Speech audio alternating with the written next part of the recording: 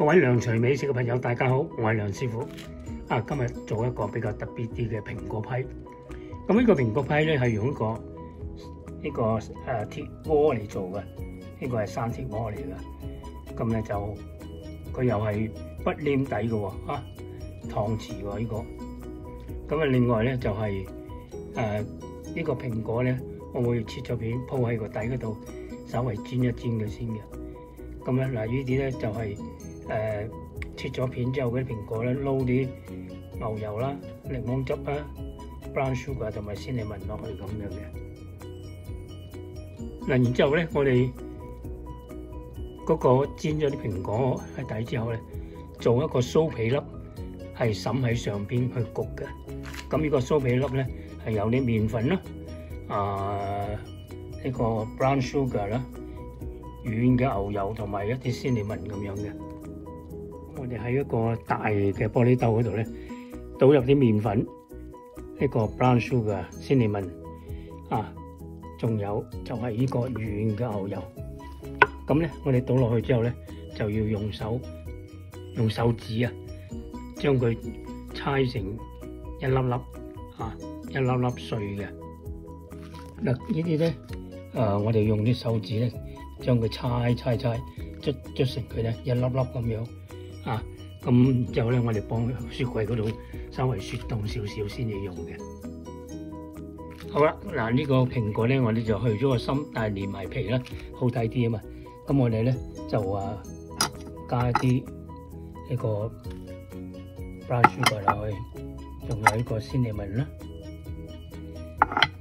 再揸啲檸檬汁落去，揸啲檸檬汁落去，咁將佢撈勻佢先。嗱，咁我哋呢個鐵鍋咧就搽啲牛油喺個鍋底嗰度，同埋側邊。嗱，咁我哋咧喺度就用一個中火輕輕煎一煎嗰啲蘋果，等佢哋有啲顏色。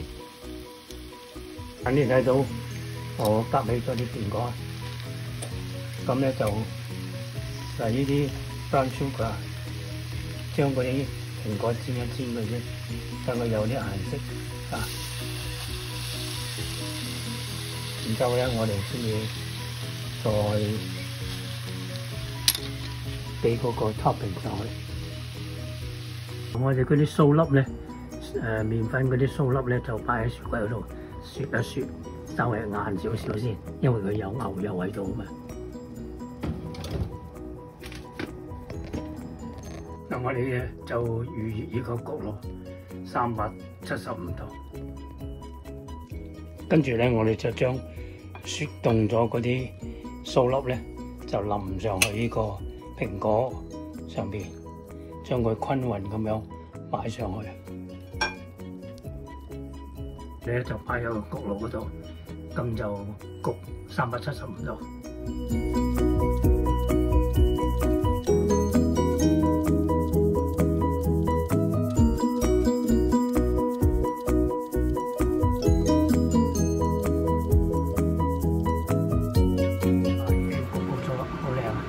攞出嚟睇下先，已經好脆啊！睇到金黃色，哇，好脆！好，將佢攤涼先。呢一個咧就係鐵鍋酥皮粒蘋果批。嗱，一般蘋果批咧就係用嗰啲批皮噶嘛，咁我呢個咧個面頭嗰啲就係酥皮粒嚟噶。都係同樣牛油、麵粉糖咁樣，就將佢搓成一粒粒咁，就唔好硬去一塊皮咁樣，揸碎佢滲喺上高嚟焗，咁咪幾好睇啊，係咪？而且好好食添喎！哇！我正話已經試食咗啦，嗰啲酥皮粒好食過嗰塊酥皮啊！呢個做法都唔錯。好多謝大家收睇，呢個係良隨美食嘅梁師傅鐵鍋酥皮粒蘋果批。聖誕快樂，新年快樂，拜拜。